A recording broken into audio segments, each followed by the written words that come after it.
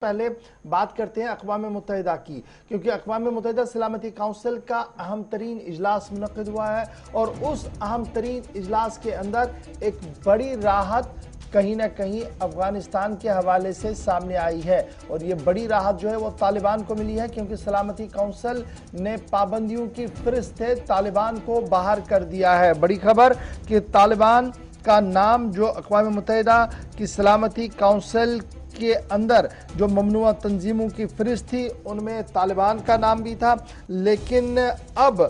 جس طریقے سے 2 ہفتے ہوئے ہیں طالبان نے افغانستان کے اندر مکمل طور پر قبضہ کر لیا ہے، وہ دوبارہ وہاں پر آئے ہیں، تو اقوام متحدہ سلامتی کونسل نے اس ریفرنس اور اس پیرا کو ڈراپ کر دیا ہے جس کے تحت افغانستان کو دہشت گردی کی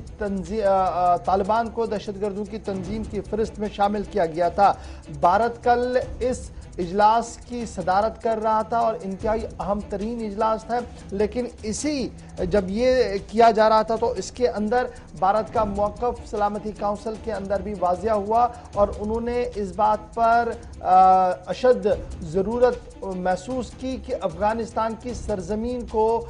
دہشت گردانہ کارروائیوں کے لیے استعمال نہ کیا جائے، یعنی افغانستان کی سرحد یا افغانستان کی زمین کا استعمال نہ ہو کسی دوسرے ملک کو ڈسٹیبلائز کرنے کے لیے، ان کی سلامتی کو خطرہ پہنچانے کے لیے یا وہاں پر جنگجوانہ سرگرمیوں کو تیز کرنے کے حوالے سے۔ اس قرارداد کے اندر جہاں بھارت نے کل سائن کیے ہیں، کیونکہ چیئر بھارت کر رہے ہیں پچھلے 1 مہینے سے اور لگاتار 2-3 نشستوں کے دوران بھارت کا موقف کھل کر سامنے آیا تھا، لیکن کل یہ بڑی خبر سامنے آئی اور اس کے بعد جو بھارت کے جو سابق ریپریزنٹیٹیو نمائندے رہے ہیں یو این کے اندر سعید اکبر الدین، انہوں نے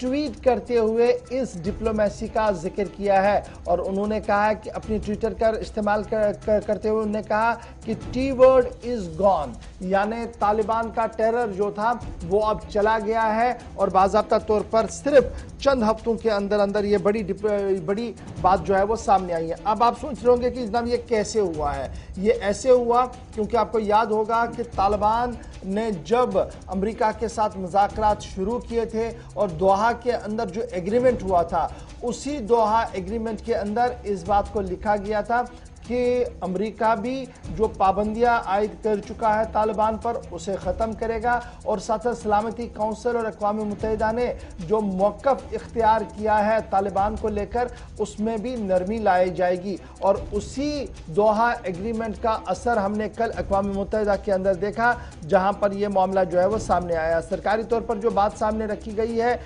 جو گراؤنڈ ریئلٹیز ہے وہ یہ ہے کہ طالبان جی لگاتار فورن لوگ یعنی جتنے بھی غیر ملکی لوگ وہاں پر ہیں ان کے تحفظ کو یقینی بنانے کی کوشش کر رہا ہے، ایویکویشن پروسیس کو اور تیزی کے ساتھ بنانے کی کوشش کر رہا ہے، اور امریکہ سمیت کئی ملکوں کے ساتھ رابطے میں ہے۔ اس لیے یہ جو خوشگوار تبدیلیاں طالبان کے اندر دیکھنے کو مل رہی ہیں، اس کو پیش